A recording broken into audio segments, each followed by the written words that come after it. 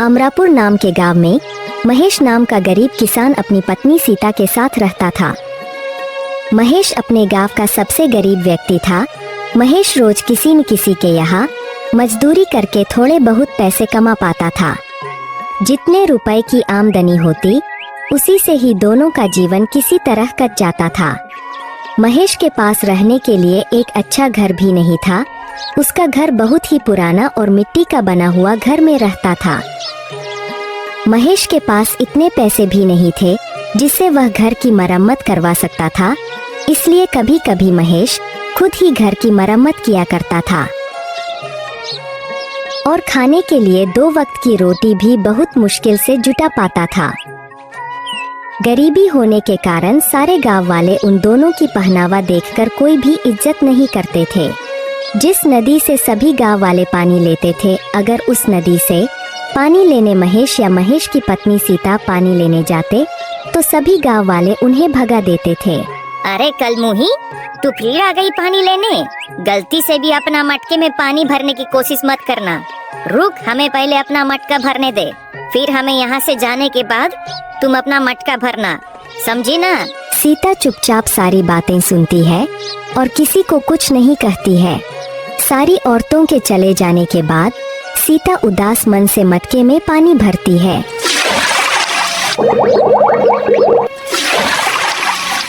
और घर जाकर अपने पति महेश से कहती है, हमारी क्या गलती है जो गांव वाले हमारे साथ ऐसा बर्ताव करते हैं? क्या गरीब होना गुनाह है? हमने तो कभी किसी का बुरा नहीं किया। अरे सीता, तुम चिंता क्यों करती हो? मैं हूँ ना। तुम देखना, एक दिन यही गांव वाले हमसे मिलने के लिए तरसेंगे। मजदूरी करके भी इतने पैसे नहीं कमा पाता जितने बाकी कमा लेते हैं, लेकिन तुम देखना, एक ना एक दिन हमारा भी लोग सम्मान जरूर करेंगे। महेश मेहनती होने के साथ साथ दिल का भी बहुत अच्छा इंसान था। वह कभी किसी के साथ बेईमानी नहीं करता था, यही उसकी सबसे बड़ी खूबी थी। बारिश का मौसम होने के कारण एक रात आंधी के साथ साथ बहुत जोरों की बारिश होने लगी। महेश का घर कच्चा होने के कारण महेश को बहुत डर लगने लगा कि तूफान के साथ घर के छत उड़ ना जाए।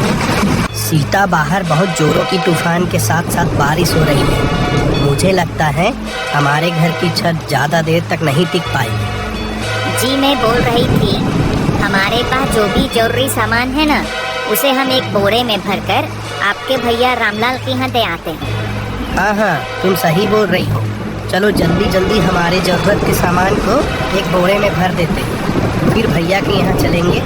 महेश और उसकी पत्नी कुछ जरूरी सामान को एक बोरे में भरकर कुछ दूर अपने भाई के घर जाने लगते हैं। महेश के भाई का घर पक्का मकान था। भैया, अरे ओ भैया, दरवाजा खोलो, कुछ काम है। क्या हुआ? इतनी बारिश में यहाँ क्यों आए हो? भाई, तुम्हें मेरे घर का हाल तो पता ही है। सारा सामान पानी में भीग न जाए, इसलिए मैं कुछ अपना जरूरी सामान तुम्हारे घर में रखना चाहता हूँ। क्या? तुम्हारा सामान मेरे घर पर? नहीं नहीं नहीं नहीं नहीं, मेरी पत्नी मुझे बहुत डांटेगी। तुम जाओ, अपने घर में ही रहो। महेश का भाई गुस्से में अपने घर के अंदर चला गया। महेश और सीता दोनों दुखी होकर अपने घर लौट जाते हैं। दोनों पूरी रात अपनी सामान की रखवाली के लिए रात भर नहीं सोते हैं। सुबह हुई, अब तक बारिश बंद हो चुकी थी। अब ऐसी बरसात के मौसम में महेश को एक भी काम नहीं मिल पा रहा था। कुछ महीने इसी तरह गुजर गए।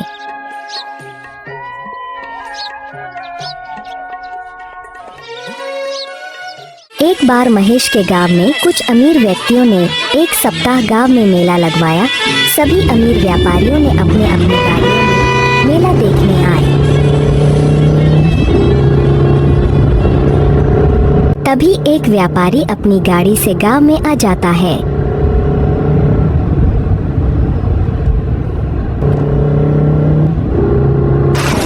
तभी अचानक जोर जोर से बारिश होने लगती है। रास्ता गीला होने के कारण उस व्यापारी की गाड़ी कीचड़ में फंस जाती है। उसने उस गाड़ी को निकालने की बहुत कोशिश की, पर वह बहुत कोशिश करने के बाद भी व्यापारी की गाड़ी कीचड़ से नहीं निकल रही थी। साथ ही साथ बारिश भी बहुत तेज हो रही थी। अरे धत तेरी की, अभी ही मेरी गाड़ी को फंसना था क्या? ऊपर से इतनी जोरों की बारिश हो रही है। तभी वहाँ से कुछ गांव वाले गुजर रहे थे। व्यापारी ने उनसे मदद मांगी। अरे भाइयों भाइयों, सुनो सुनो सुनो, मेरी गाड़ी कीचड़ में फंस गई है। क्या आप मेरी गाड़ी को निकालने में मदद करोगे प्लीज? नहीं नहीं नहीं नहीं नहीं, बारिश बहुत तेज हो रही है। इतनी बारिश में हम क्या मदद करेंगे भाई? नहीं नहीं नहीं, हमसे तो नहीं होगा। तुम किसी और को देख लो, हम लोग चलते हैं। ऐसा कहकर वे दोनों वहाँ से चले जाते हैं। लगातार बारिश हो रही थी। व्यापारी सभी को आवाज लगाकर बुला रहा था। भाइयों मेरी मदद करो, मेरी मदद करो। अरे भाई, कोई है क्या आसपास? मेरी गाड़ी कीचड़ में फंस गई है, इसे निकालने में मेरी मदद करो। भाइयों मेरी मदद करो। लेकिन सभी गांव वाले उसकी मदद करने से इनकार कर रहे थे। तभी महेश सभी जगह से काम की तलाश कर निराश होकर उसी रास्ते से घर लौट रहा था। तभी उसने देखा कि एक व्यापारी की गाड़ी कीचड़ में फंसी हुई है और व्यापारी मदद के लिए लोगों को आवाज लगा रहा है। उसे देखकर महेश गाड़ी के पास आया। साहब, क्या मैं आपकी गाड़ी निकालने में कुछ मदद कर सकता हूँ क्या? हाँ हाँ बिल्कुल भाई, बिल्कुल बिल्कुल। मैं तो तभी से लोगों को मदद के लिए आवाज़ दे रहा हूँ, कोई मदद करने को तैयार ही नहीं है। ऊपर से ये भारी बारिश ने दिमाग खराब कर रखा है। अच्छा, मैं गाड़ी के अंदर बैठकर गाड़ी को आगे बढ़ाने का प्रयास करता हूँ, तुम गाड़ी को पीछे से धक्का देने की कोशिश करो। साहब, इसके पहिए कीचड़ में अंदर तक धंस गए हैं। मैं पीछे से धक्का देता हूँ, आप गाड़ी को निकालने की कोशिश करें। थोड़ी मशक्कत के बाद गाड़ी कीचड़ से बाहर निकल गई। गाड़ी थोड़ी आगे तक गई। महेश गाड़ी को देख रहा था। तभी अचानक से गाड़ी रुक जाती है और गाड़ी से व्यापारी उतरकर महेश के पास जाता है। हेलो भाई, तुम कौन हो? मेरा नाम हरिदास है, मैं शहर में व्यापार करता हूँ। महेश उस व्यापारी को देखकर घबरा जाता है। जी, मेरा नाम महेश है। मैं कई सालों से इसी गांव में रह रहा हूँ। अच्छा, वैसे तुम बहुत अच्छे इंसान लगते हो। पिछले 1 घंटे से मैं यहीं फंसा हुआ था, किसी ने मेरी मदद नहीं की, सिर्फ तुमने मेरी मदद की। अब जाकर मेरी गाड़ी इस कीचड़ से निकल पाई है। मैं यहाँ मेला देखने आया था। जी कोई बात नहीं, दूसरों की मदद करना तो हमारा फर्ज है। अब बारिश भी रुक चुकी थी। अच्छा साहब, अब मैं चलता हूँ। रुको महेश, मुझे अपने घर नहीं ले जाओगे क्या? नहीं साहब, मुझ जैसे गरीब के घर जाकर आप क्या करोगे? मेरा घर मिट्टी का बना हुआ पुराना टूटा फूटा घर है। आपको मेरे घर जाके कुछ नहीं मिलेगा। आप मेला देखने जाइए, मैं घर जाता हूँ। अब तो मैं एक बार तुम्हारे घर चलकर ही रहूंगा। जी, अब आप इतना कह रहे हैं तो चलिए। व्यापारी महेश को अपनी गाड़ी में बैठा लेता है। महेश पीछे बैठकर व्यापारी को अपने घर का रास्ता बताता है। कुछ देर बाद दोनों घर पहुंच जाते हैं।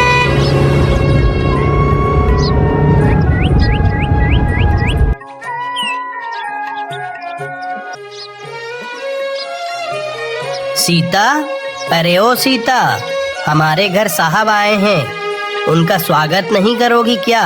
जाओ कुछ खाने को लेकर आओ। व्यापारी महेश का घर देखकर बहुत उदास हो गया। तुम क्या काम करते हो? साहब, क्या बताऊं, मैं तो कब से काम की तलाश में हूँ, कोई काम ही नहीं देता। बस इधर उधर से घूमकर मजदूरी का काम कर लेता हूँ।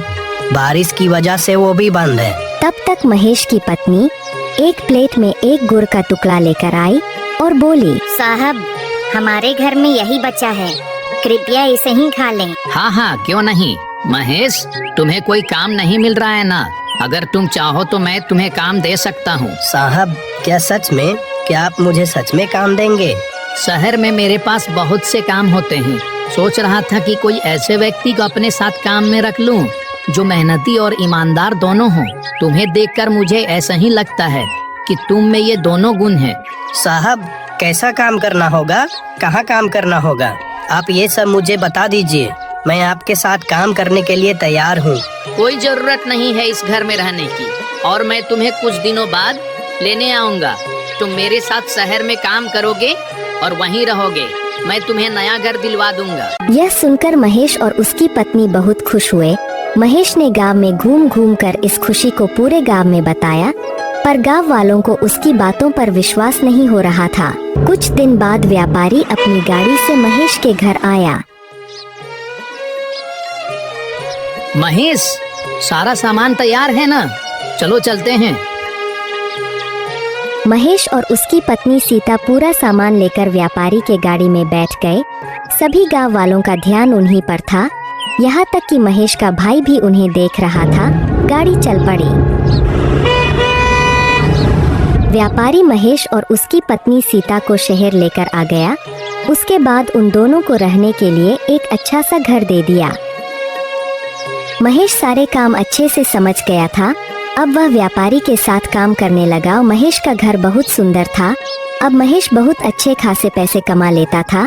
धीरे धीरे करके महेश और उसके घर को देखने उसके गांव वाले शहर आने लगे थे। जिस भाई ने महेश का सामान को रखने से मना कर दिया था, अब वह महेश को भाई भाई कहता नहीं थकता था। महेश ने ईमानदारी और मेहनत के बल पर सब कुछ पा लिया।